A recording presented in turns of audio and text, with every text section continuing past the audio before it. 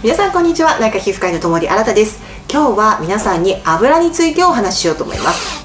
油って実は私たちの健康には切っても切り離せないとっても重要な栄養素なんです。少し前からエゴマ油だったりアマニ油だったりというオメガ3系の油を摂ることによってお肌がきれいになったり体の中が健康になりますよっていうのを皆さん聞いたことありませんか？でももうエゴマやアマニは古いんです。もっと一歩進んだ油を今日はご紹介したいと思いますので最後までご覧ください。ではどうしてこのオメガ3が体にいいのかっていうお話をするんですけれども、その前に油には2種類あると思ってください。なんか固まるね油と、あとは液体になる油ありますよね。これは飽和脂肪酸、固まる油を飽和脂肪酸、固まらない油を不飽和脂肪酸と呼びます。で飽和脂肪酸は、例えば豚の油とか牛の油とか動物の油ですよね。でこれは普通に常温になっていると固まってしまう油になります。取りすぎてしまうと血管の周りについて動脈硬化の元になるので、あんまり食べ過ぎないようにということは皆さんなんとなくわかると思います。今日のメインは液体の方の不飽和脂肪酸の方です。サラダ油とかごま油とかオリーブオイルとかいっぱい油あって、一見その動物のそのさっき言った固まる飽和脂肪酸よりも一見健康そうに見えるんですが、これはきちんとチョイスしないと実は怖い落とし穴があるんです。不飽和脂肪酸は3つの分類に分かれます。1つがオメガ3、1つがオメガ6で、もう1つがオメガ9、3、6、9ですね。皆さんなんとなく聞いたことあるかもしれません。でこの中のオメガ3とオメガ6っていうのは体では作ることができない必須脂肪酸と呼ばれるものなので、必ず食事で食べなければいけないです。もう一つのオメガ9というものは、体でも合成できるので特に積極的にというわけではないんですね。オメガ3とオメガ6というのはブレーキとアクセルの関係になります。オメガ3というのは体に炎症が起こった時にその炎症を和らげる役目、そして細胞膜を柔らかくしなやかにするという働きがあります。対してオメガ6というのは逆に何か異物が来たら炎症をしてそれを破壊するとか、それをやっつけるような、どちらかというと炎症を助長するような働きと、あとは細胞膜を硬く強固にするっていう、硬く強くするっていう働きがあるんですね。なので、どっちもブレーキもアクセルも必要ですよね。なので炎症が来たら炎症しっぱなしではなくて、炎症が来たらちゃんと収めるということになるので、オメガ3とオメガ6っていうのはとてもバランスが必要なんですよ。どっちかだけがっていうことは絶対ダメなんですね。でそれがだいたいバランスでいうと1対4の割合が一番ベストだというふうに言われています。ではこのバランスが壊れるとどうなるかというと、もう分かりますよね。オメガ6を過剰に摂ってしまうと体が炎症に傾いてしまうことになります。で体が炎症に傾くってどういうことか分かりますか？例えば肌だったらすぐに肌荒れを起こしてしまうとか、例えば体にちょっとした異物が入ったらそれを急にアレルギー反応が起こってしまうとか、そういったことになるんですね。なので具体的に言うと慢性的な湿疹だったり謎のアレルギーだったりということが起こりやすくなるということなんですよ。実は現代人っていうのはこのバランスが大きく崩れていると言われています。私たちが手軽に摂れる油っていうのは実はオメガ6が多いんです。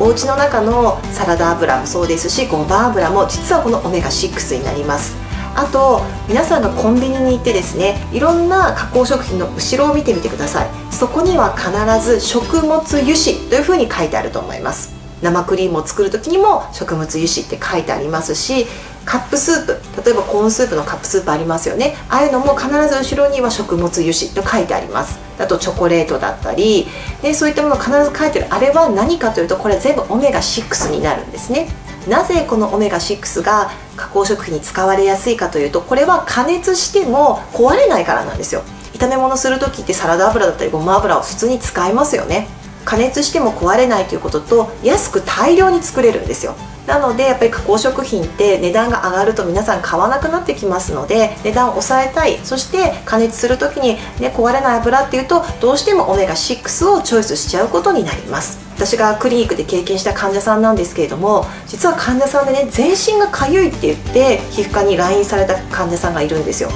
でその患者さん一見ね、私も問診で体がかゆいって書いてあったので、何かアトピーだったりとか、あとは、慢性の湿疹があるんだろうなと思ってその患者さんを診察してみたら、表面には全く何もないですよ。赤みもなければ、ちょっと乾燥してるかなぐらいですけども、本当にもう見た目何もないんですね。でもその患者さん曰く、もう10年以上このかゆみで悩んでいると。正直いろんな皮膚科に行っていろんな塗り薬をもらったけど全然解決しないし、最終的にはちょっと、精神的なものなんじゃないかって言って、そういった精神的なお薬も飲んだけど全く効果がない。なのでもうすがる思いで来ましたっていうふうに言われたんです。で、私も正直本当に何も皮膚科的にはないからどうしようかなと思って、で私はもともと内科もしているので、ちょっといろいろ問診をしてみようと思って、その患者さんにどういった食生活を送ってますかっていうふうに聞いたんですね。その患者さんはかなり細身で、一見全く太ってもない女の人だったんですよ。でそうすると、その患者さんがどういう食生活を送ってるかというと、もともと胃腸がそんなに強くないので、いっぱいご飯を食べちゃうと気持ち悪くなっちゃうと。ちょっと食べただけでいっぱいカロリーを取りたいので、お肉とかお魚っていうよりはケーキとかフィナンシェみたいなお菓子をよく食べて、お肉とかお魚、特にお魚系はあんまり食べないですねっていうふうにおっしゃったんですね。でその時に私はなんとなくピンときて、実は体の中のこのオメガ3とオメガ6っていうものを測る検査があるんです。これは例えば糖尿病とかそういった人たちには保険でできるんですけど、そうじゃない人は自費ですることになるので、その患者さんに自費ですけどこの検査しますかって言ったら、ぜひしたいですっておっしゃったので、それをしたところ、なんと通常だったら1対4ぐらいのものがもう1対20ぐらい、もうすごい倍以上に跳ね上がっていたんですね。そう、この患者さんはオメガ6の過剰摂取によって体が炎症に傾いていたんだと思います。そこで、自費にはなりますけれども、オメガ3系の、お薬がありますので、それを飲んでもらったところ、1ヶ月後には全くかゆみがなくなりましたって言って喜んでいらっしゃったんですね。でそこから定期的に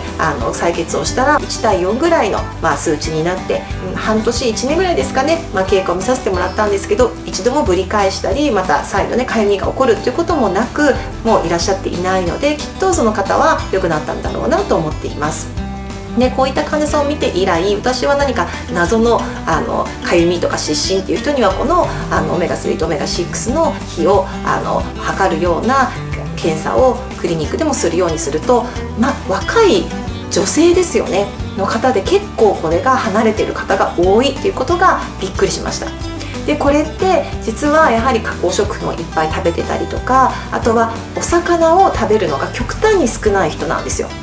オメガ6っていうのは加工品に多いんですが、オメガ3というのは青魚、サバとかね、サンマとかそういったものですよね。そういったものに入っています。でもう一つはさっき言ったエゴマ油とかアマニ油というものに入ってるんですよ。